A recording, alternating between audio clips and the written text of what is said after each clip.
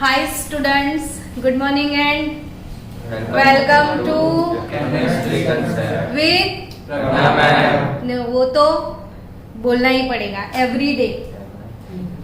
और सुबह सुबह यही बोलते हैं welcome to welcome to welcome to, और आप आ जाते हो तो वो क्लास लेने का पढ़ाने का मज़ा अपने आप अंदर से आ ही जाता है। सो स्टूडेंट्स, बिना आपके दिन अच्छा जाता ही नहीं है। 12th की राह देखते हैं 8 बजे से कब 10 साढ़े 10 बज जाए और आपका लेक्चर आ जाए। चलो, आज वैसे भी बहुत अच्छा मूड है मेरा राउल्ट स्लो पढ़ाने का, और मैंने राउल्ट अंकल का ना पूरा नाम लिख के रखा है। देखो, फ्रेंच केमिस्ट। कभी भी यहाँ पे इंडियन केमिस्ट ऐसा आता ही नहीं, हमेशा ऐसा ही आता है ना, English chemist, French chemist, Russian chemist, पता नहीं कब आएगा the Indian scientist mister Dev चौकसी।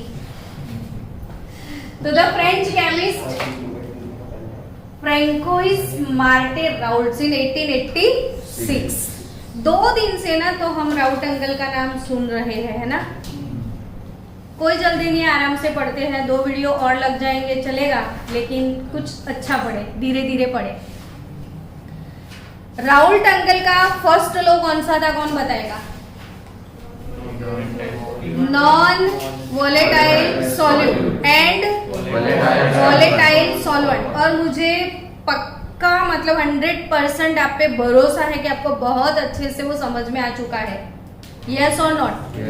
चलो सब इमेजिन करो, एक वेसल है, बीकर है, ठीक है, लेकिन हमें तो क्लोज वेसल चाहिएगा, क्योंकि हम तो वेपर प्रेशर मेजर करते हैं, और जब वेपर प्रेशर मेजर करना है तो वेसल कैसा होगा? क्लोज होगा, है ना।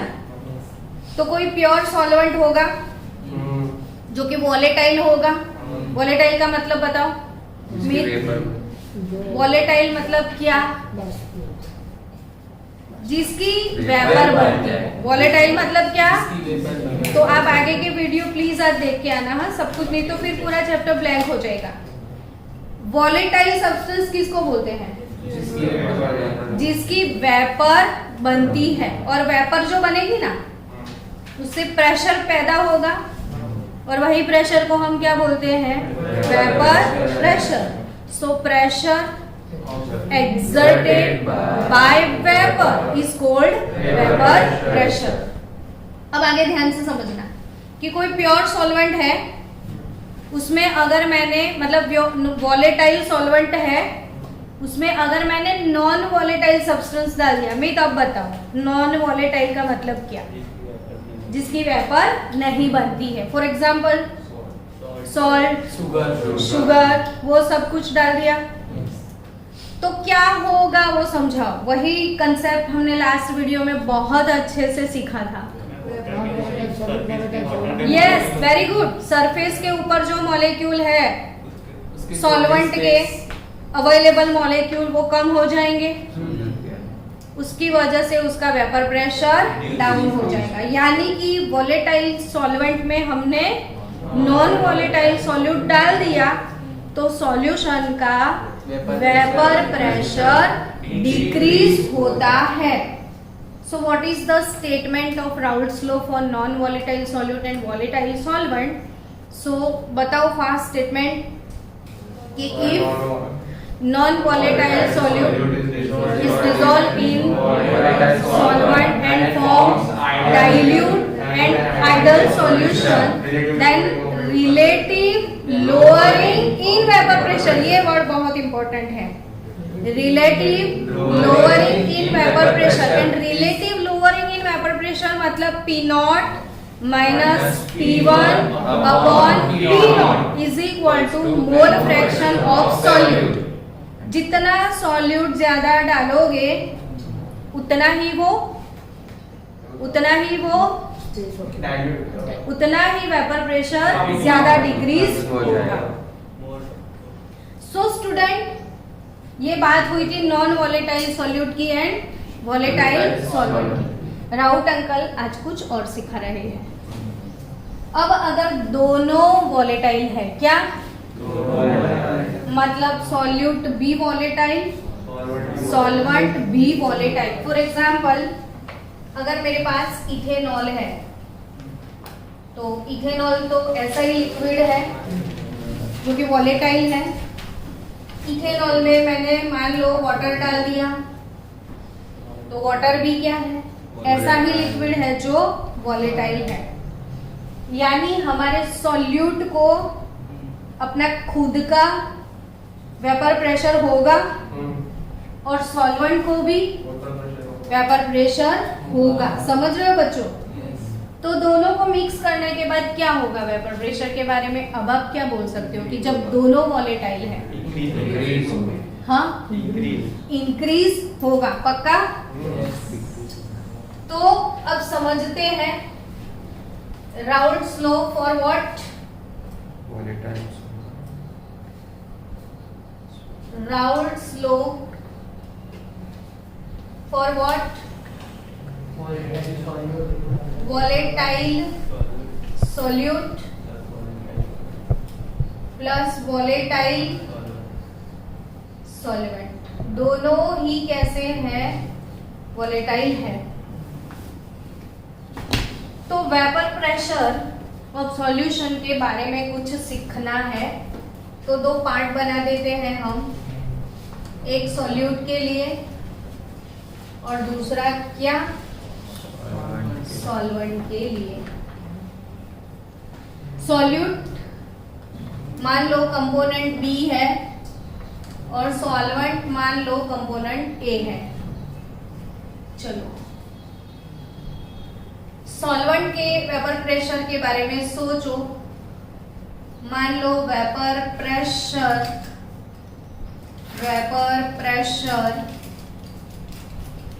Of solvent, vapour pressure of solvent, तो P A नॉट ऐसा लिख दे। नॉट क्यों लिखा मैंने? सॉल्वेंट प्योर है, अभी मिक्स किया नहीं है। तो बिफोर मिक्सिंग, क्या बोल रही हूँ मैं? Before mixing vapour pressure of solvent P A naught, तो before mixing vapour pressure of pure solute क्या होगा? PB नॉट होगा। समझ रहे हो? यस और नॉट? मैंने क्या लिखा? Vapour pressure of pure solvent लिख रही हूँ मैं, PA not, and pure solute PB not. Pure solvent PA not and pure solvent PB not. तो आफ्टर मिक्सिंग, अब दोनों को मैंने क्या कर लिया है? मिक्स। मान लो दोनों को अब मिक्स कर लिया। ये कंपोनेंट A है, इसमें डाल दिया गया है कंपोनेंट B भी। अब दोनों का वेपर प्रेशर कुछ और होगा। आफ्टर मिक्सिंग चेंज होगा कि नहीं होगा, वो पहले बताओ। होगा। तो vapour pressure of solute PB और vapour pressure of solvent PA होगा। क्लियर कट समझ में आ रहा है? वो बताओ पहले। ये PA PB क्या है? सॉल्यूशन के अंदर। PB नॉट PA नॉट क्या है? उसका बिफोर मिक्सिंग वाला। अभी मिक्स नहीं किया, लेकिन वो लिक्विड है, लेकिन वो वॉलेटाइल है, तो अपना खुद का वेपर प्रेशर होगा कि नहीं? तो प्योर सॉल्यूट और प्योर सॉल्वेंट का PA not PB not. After mixing vapour pressure of solute PB और vapour pressure of solvent PA। अब समझो कि सॉल्यूशन का वेपर प्रेशर किस पे डिपेंड करेगा। तो आज के लेक्चर में बहुत मस्त समझने वाली बात है, ध्यान देना। सब लोगों का फोकस 100% इधर। मैं फर्स्ट वाला लॉ की बात करूं, first law of Raoult, non volatile solute and imagine करना कि मेरे पास एक सॉल्यूशन है, ये सॉल्यूशन है। कैसा solution? Volatile solvent and non volatile solute. अब ये जो भी मेरे पास सॉल्यूशन है, तो वेपर प्रेशर ऑफ सॉल्यूशन किस पे डिपेंड करेगा? जो बच्चा बताएगा वो जीनियस बच्चा। Vapour pressure of solution depend किस पे करता है?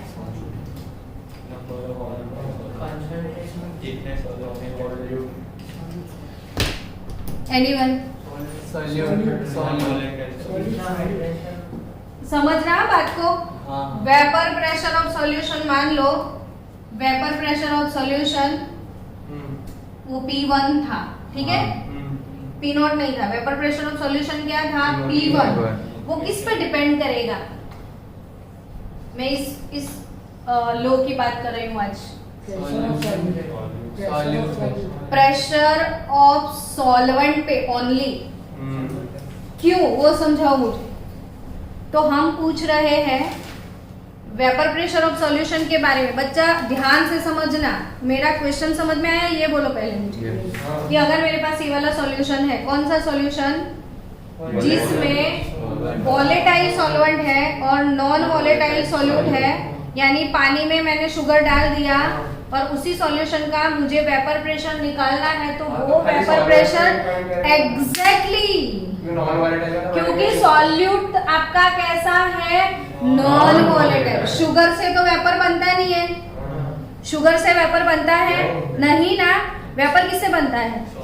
सॉल्वेंट से। तो ये वेपर प्रेशर किस पे डिपेंड करेगा? खाली सॉल्वेंट पे। डन? खाली किस पे? सॉल्वेंट पे। तो vapour pressure of solution depends upon the mole fraction of solute. Sorry, mole fraction of solvent. कितने बच्चों को ये समझ में आया? Raise your hand. पक्का? पक्का समझ में आया? 100% समझ में आया? क्या समझा रही हूँ मैं? फिर से समझो बात को कि मेरे पास कैसा सॉल्यूशन है? वोलेटाइल सॉल्वेंट है, नॉन वोलेटाइल सॉल्यूट है। इसमें वेपर है ही नहीं सॉल्यूट में। वेपर खाली किस में है? सॉल्वेंट में। तो पूरा वेपर प्रेशर किस चीज पे डिपेंड करेगा? खाली सॉल्वेंट पे ही डिपेंड करेगा ना? तो सॉल्वेंट जितना ज्यादा होगा, वेपर उतनी ही ज्यादा होगी और प्रेशर उतना ही ज्यादा होगा। क्लियरली? Crystal clear? आगे बढ़ू? कोई टाइम की लिमिट नहीं है मेरे पास। हमारा सिलेबस खत्म हो जाएगा। हम आराम से पढ़ना चाहते हैं। P1 प्रोपोर्शनल टू क्या? X1। Done? P1 proportional to क्या? X1। क्लियर? ओके। अब ध्यान से हाँ कि P1 प्रोपोर्शनल टू क्या? X1। प्रोपोर्शनलिटी में हटा रही हूँ। हर एक चीज का कंसेप्ट क्लियर करो, ध्यान से देखो, समझो बच्चों। P1 में प्रोपोर्शनलिटी हटा दिया, कोई K डालना पड़ेगा ना मुझे? और मैं क्या लिखूंगी? X1 जैसे हेनरी में लिखा था। According to Henry P proportional to X, P is equal to KH into X। वो हेनरी का था, ये हमारा है। ठीक है, राउल्ट का है। K है, K कांस्टेंट है। अब K का वैल्यू निकालना है ना? तो मान लो अभी समझना, अब भी मैंने सॉल्यूट डाला ही नहीं, प्योर सॉल्वेंट है, सॉल्यूट डाला ही नहीं है। तो मतलब कि जब सॉल्यूट नहीं है तो मोल फ्रैक्शन 1 होगा। हमेशा दोनों के मोल फ्रैक्शन 1 होते हैं, पर मैंने सॉल्यूट डाला ही नहीं। तो मोल फ्रैक्शन X1 अगर मैंने 1 लिया, यानी खाली सॉल्वेंट के मोल फ्रैक्शन है। अगर ये 1 है तो P1 is equal to K, और ओनली सॉल्यूट है अभी, तो सॉरी ओनली सॉल्वेंट है, अभी कुछ है ही नहीं, तो K is equal to P1। मतलब कि अभी तक कुछ डाला ही नहीं, तो वो सॉल्यूशन कहाँ से होगा? वो तो P0 लिखेंगे ना फिर हम। आए कि नहीं समझ में? प्योर सॉल्वेंट का P0 इज इक्वल टू ये 1 इज इक्वल टू K, यानी ये कांस्टेंट जो भी K डालेंगे, P is equal to K0 into X1। क्या मैं ऐसा लिख सकती हूँ अब? क्योंकि ये क्या होगा? सॉरी, ये क्या होगा अल्टीमेटली? P0। P0 मतलब vapour pressure of pure solvent. यानी यहाँ पे जो भी K आएगा ना, वो होगा क्या?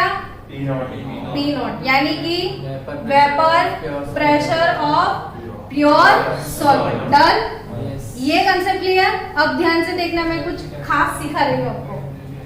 P1 डिवाइडेड बाय मैं क्या लिखूं? इज इक्वल टू क्या? यानी N1 upon N1 plus N। क्या सबको समझ में आया? ठीक है, P1 अपॉन, ठीक है। अब दोनों टर्म को मैं 1 से माइनस कर लूं,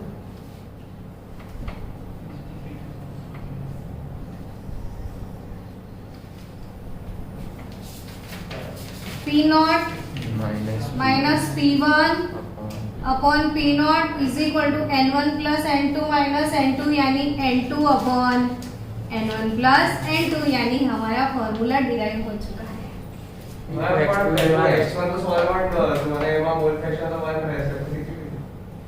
ये तो वो यहाँ पे 1 कब लिया था? ये K का वैल्यू फाइंड करने के लिए 1 लिया था। अच्छा, तो ये K का वैल्यू P नॉट है, वही समझाने के लिए x1 1 लिया था, तो ये मिल गया। यानी यहाँ पे जो कांस्टेंट होता है वो होता क्या है? तो vapour pressure of pure solvent होता है। क्लियर? तो P is equal to P nought into K1। अब मैंने किया क्या? P नॉट को इधर शिफ्ट कर लिया, P1 upon P nought is equal to ये मिला। दोनों टर्म को मैंने 1 से माइनस किया, तो P nought minus P1 upon P nought is equal to N2 upon, यानी ये तो है relative lowering in vapour pressure is equal to the mole fraction of solute. ये तो पहले था ना, वही तो रूल।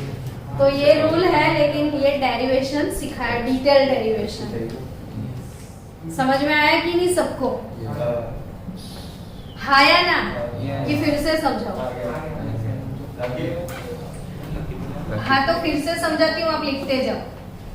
चलो, हम किसकी बात कर रहे थे? वॉलेटाइल सॉल्वेंट एंड, इसमें एक ही चीज वॉलेटाइल है, वो क्या? सॉल्वेंट ही है volatile.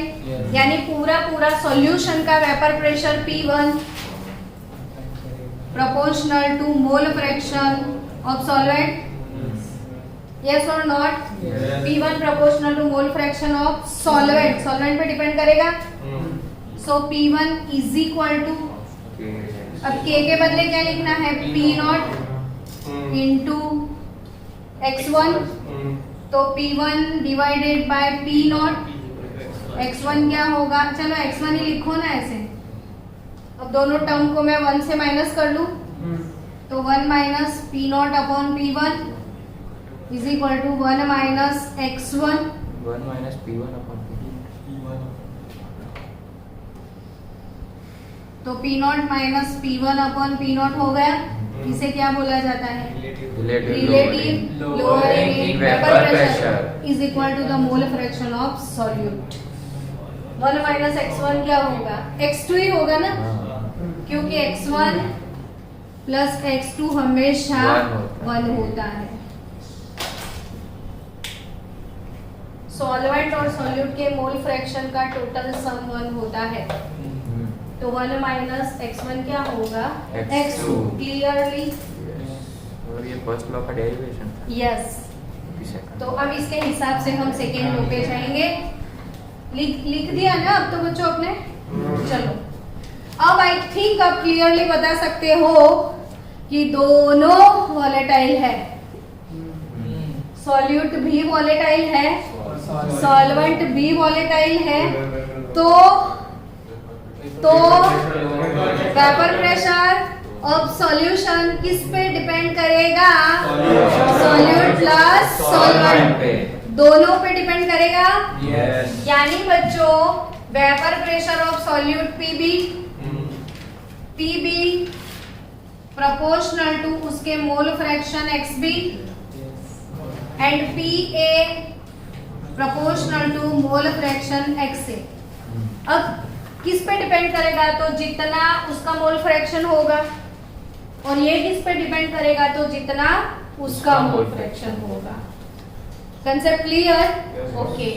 So PB proportional to XB and PA proportional to XA। So बच्चा लोग, PB इज इक्वल टू, क्या मैं ऐसा लिख सकती हूँ?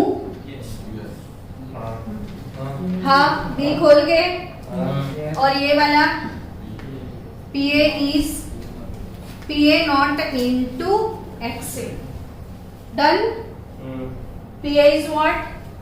PA not into XA. यहाँ बैठे बैठे खत्म हो जाना चाहिए, इसे प्रिपेयर कौन करे? अंदर से समझ लो, ऐसे ही आ जाए सबको कि PB proportional to XB. So PB is equal to PB not into XB और PA proportional to XA. So PA is equal to PA not into XA. Now total vapor pressure of solution is nothing but P total. So PA plus PB.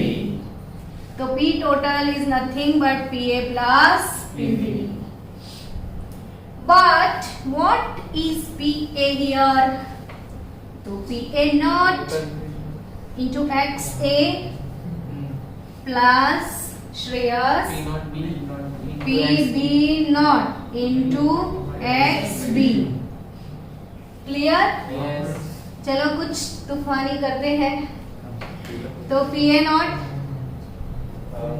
into XA रख दिया जाए, XB के बदले 1 minus XA लिख सकते हो क्या? Yes. Because we know that now XA plus XB is 1. कितना मस्त, मतलब जलेबी की तरह जा रहा है अंदर। टेस्टी भी लग रहा है ना? टेस्ट भी आ रहा है ना? ओके। बहुत ज्यादा जलेबी मत खा जाना, डायबिटीज हो जाएगा। मोहन थाल तो तू खिलाता नहीं है, बोल बोल के थक गए, हम देखते तो जलेबी खिला रहे। नहीं, हम लोग सूख जाएंगे, नहीं खिलाएगा कुछ। चलो PA not into XA plus PB not minus 1 minus XA।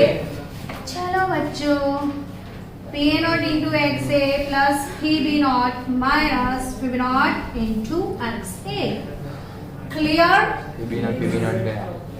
Clear और नॉट क्लियर? तो इसमें से क्या कॉमन निकल सकता है? XA, यानी कि PB नॉट नहीं, P total is equal to क्या? PB not plus XA common निकाल दूं तो क्या बचेगा? PB not कहाँ पे? ये रहा PB नॉट, ये रहा PB। इस साइड कहाँ पे? मेरी मर्जी, मेरा बोर्ड है, मेरा पेन है। 1/PB करेंगे। मैंने PB नॉट पहले लिख दिया, तुझे कुछ प्रॉब्लम है? बराबर है, समझ तो गया। फिर चलो, अब मेरे को कॉमन निकालना है इन दो टर्म से। समझ गया। तो XA PA not minus PB not. Clear? यानी P टोटल किस पे डिपेंड करता है, आप क्या बोल सकते हो?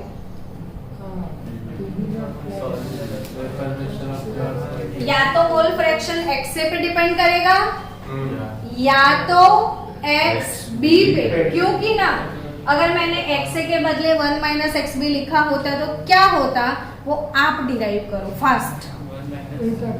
हाँ, यही चीज आप चेंज कर दो। XA के बदले, चलो ये है हमारा result number 1। Clear? Now in case of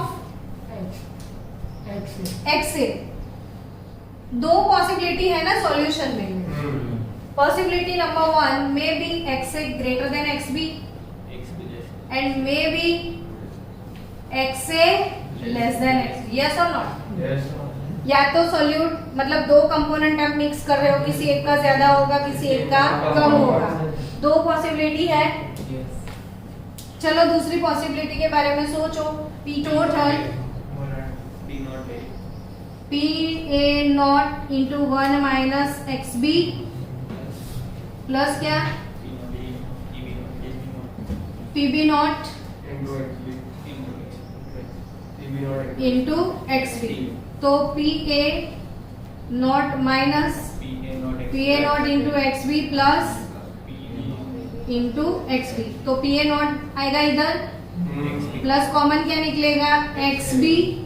तो PB नॉट माइनस PA, यानी P टोटल। देखो यहाँ पे P टोटल डिपेंड करता है XB पे, और यहाँ पे P टोटल डिपेंड करता है XA पे। क्लियर? तो हम क्या बोल सकते हैं कि P टोटल यानी total vapour pressure of solution is depend upon mole fraction of XA और XB और XB। Concept clear? तो ध्यान से ये लिख दो एक बार, 5 मिनट दिए आपको। चलो डेरिवेशन हो चुका। अब ये बच्चे ने कौन सा सवाल उठाया देखा आपने कि हमें तो फॉर्मूला के साथ मतलब है, पी टोटल तो हम इधर से लेके आते हैं, तो आपको ये डिराइव करने की क्या जरूरत? अब कैसा बच्चा है ये, क्वेश्चन पूछता है ऐसा। सो स्टूडेंट्स इसको डिराइव करने की क्या जरूरत वो दिखाते हैं कि क्या जरूरत है। चलो आपको जरूरत दिखा दें कि क्या जरूरत है और क्या जरूरत थी आपको डिराइव करने की। कितने बच्चे क्लास में मैथ्स पढ़ते हैं? ओके, ये 1-2 बच्चों ने हाथ उठाया है। मैथ्स वाले बच्चे जो लीनियर ग्राफ होते हैं ना, लीनियर, वो किसके होते हैं? तो लीनियर ग्राफ के इक्वेशन क्या y is equal to mx plus c होते हैं। और बाकी के सब बच्चों ने कभी फिजिक्स में ऐसा कुछ पढ़ा?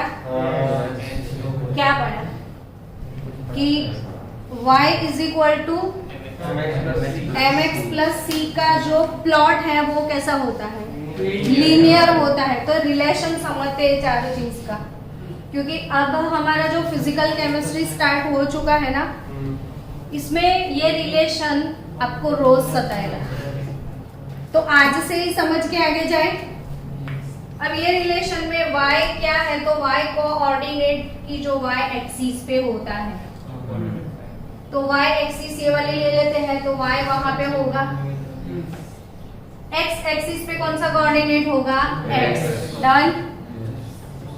तो y पे y को लिखना है x पे, और ग्राफ इसका कैसा मिलेगा आपको? लीनियर, क्योंकि mx प्लस समथिंग c भी है आपके पास, है ना? तो ऐसे कोई भी ग्राफ मिलेगा लीनियर, यानी भले ये भी हो सकता है और ऐसे भी हो सकता है, वो इंक्रीजिंग भी हो सकता है, लेकिन होगा लीनियर। क्लियर? अब लीनियर है तो लीनियर का आपको स्लोप यानी टेंजेंट निकाल सकते हो आप। 2 लाइन ड्रॉ करोगे और ये जो पूरा स्लोप है उसके साथ जो एंगल बनता है वो एंगल थीटा रहेगा।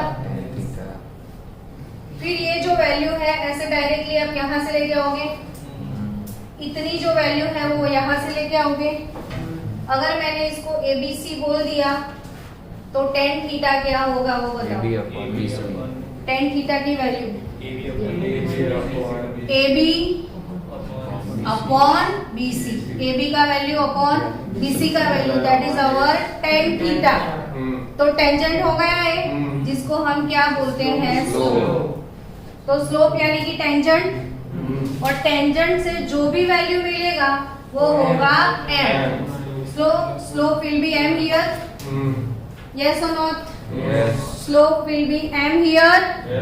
Yes boss, बोलो ऐसा। Thank you। सरपंच मत बोलो, मुझे बॉस बोलो। tan theta is equal to क्या? AB अपॉन BC, यानी स्लोप ऐसे निकलता है। अब कौन सा टर्म बच गया वो बताओ? C से इंटरसेक्शन। तो ये है यहाँ पे जो इंटरसेक्ट होता है, इतना जो वैल्यू है इसे बोला जाता है इंटरसेप्ट वैल्यू और इंटरसेक्शन वैल्यू, जो भी बोलो आप। तो सी इंटरसेप्ट है, m स्लोप है, सी इंटरसेप्ट है y पे, y x पे x। तो yes we have this relation. क्यों डिराइव किया? PB नॉट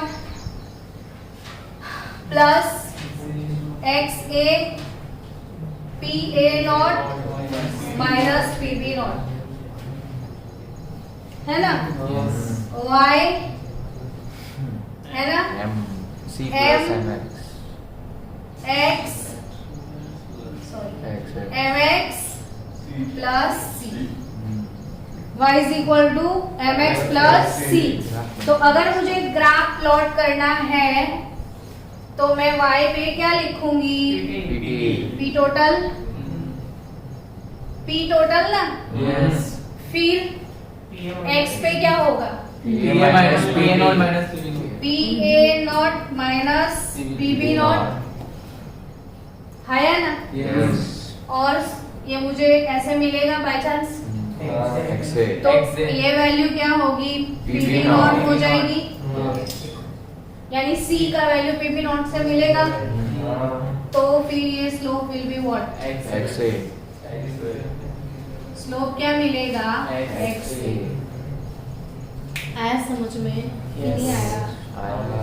तो ये क्यों डिराइव किया पता चला? तो अब G एडवांस लेवल पे जाओगे, G एडवांस लेवल पे जिसको जाना है, इसको इस तरीके के प्रॉब्लम आ सकते हैं। तो ये JEE मेन एडवांस के लिए है स्पेशली। तो उसमें भी डिराइव की क्या जरूरत? फॉर्मूला से तो बनता है, सीधी बात है।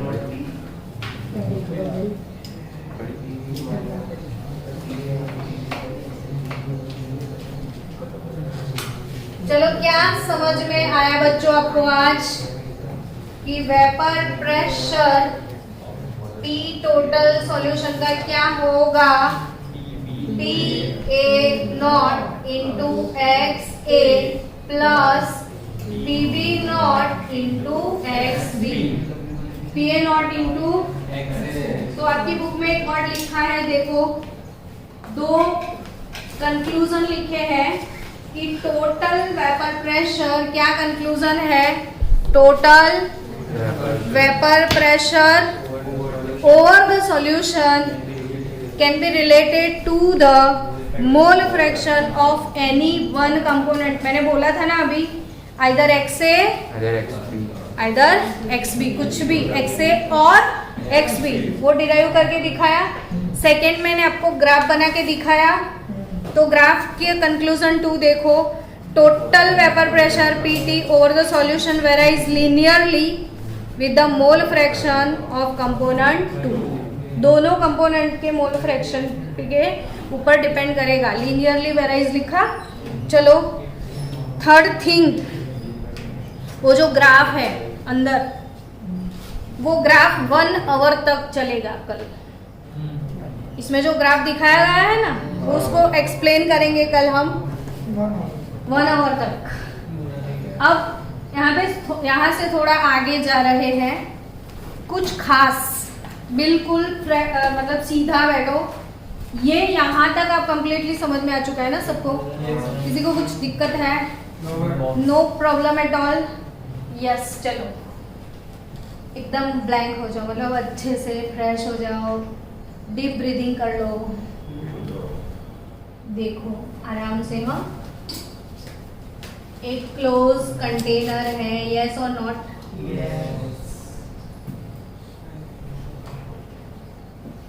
इसमें मैंने ले लिया वोलेटाइल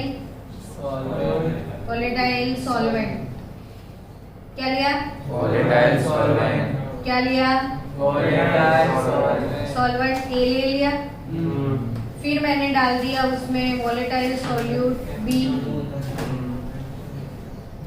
क्या डाल दिया? वोलेटाइल सॉल्यूट बी भी डाल दिया। अब दोनों वोलेटाइल है ना, तो ऊपर के पोर्शन में क्या होगा? वेपर फेज होगा कि नहीं? यस और नॉट? तो ऊपर के फेज में जो वेपर होगा ना, अब दोनों वोलेटाइल, तो वेपर फेज में ए भी होगा, बी भी होगा। अब यहाँ तो दो है, ऊपर भी दोनों है। क्लियर कट समझ में आ रहा है?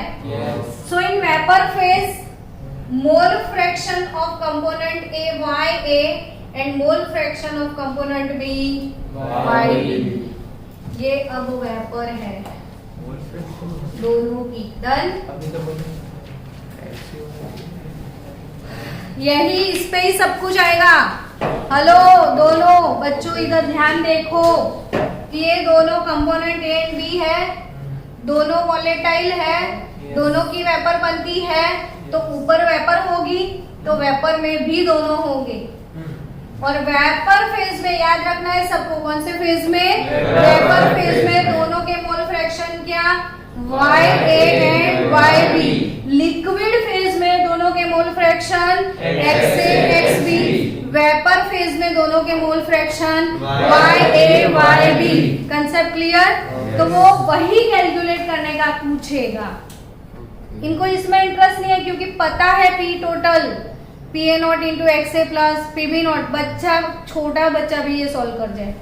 तो बड़े बच्चे को क्या पूछेंगे? Y and YB। तो Y एंड YB है क्या?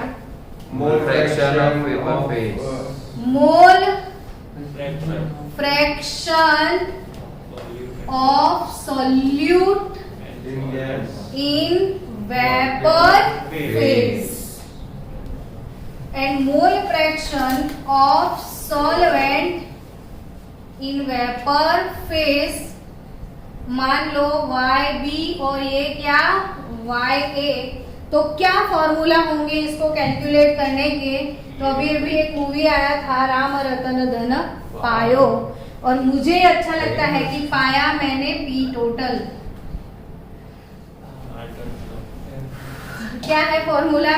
पाया मैंने P टोटल, तो आपको याद हो जाएगा पाया। प्रेशर वाली फॉर्मूला। हाँ, पाया क्या? P total. और PB is equal to YB into P total. क्या शॉर्टकट रहेगा? पाया मैंने P टोटल। मैं हमेशा भूल जाती हूँ किसका फॉर्मूला क्या था, और मैं भूल जाती हूँ तो आप कौन सी खेत की मूली हो? तो आपको ऐसे याद रखना है, पाया मैंने P total. PA is equal to Y into, यानी आपको एग्जाम में प्रॉब्लम, मतलब एग्जाम में वही क्वेश्चन आएगा कि calculate the mole fraction of solute in vapour phase. तो आपको Y फाइंड करना होगा और YB फाइंड करना होगा। Done? Mole fraction in vapour phase, दोनों की वेपर भी बनेगी, वेपर में भी दोनों होंगे, और वेपर फेज के मोल फ्रैक्शन क्या होंगे? YA and YB। I think आपको क्लियर हुआ, नहीं हुआ आई डोंट नो। हो गया। फॉर्मूला पाया मैंने P टोटल। तो YA क्या होगा? PA upon P total. And YB क्या होगा? PB upon P total. So thank you very much students. कल इससे आगे बहुत कुछ सिखाने वाले हैं, ग्राफ और इसके problem. So bye bye, have a good day.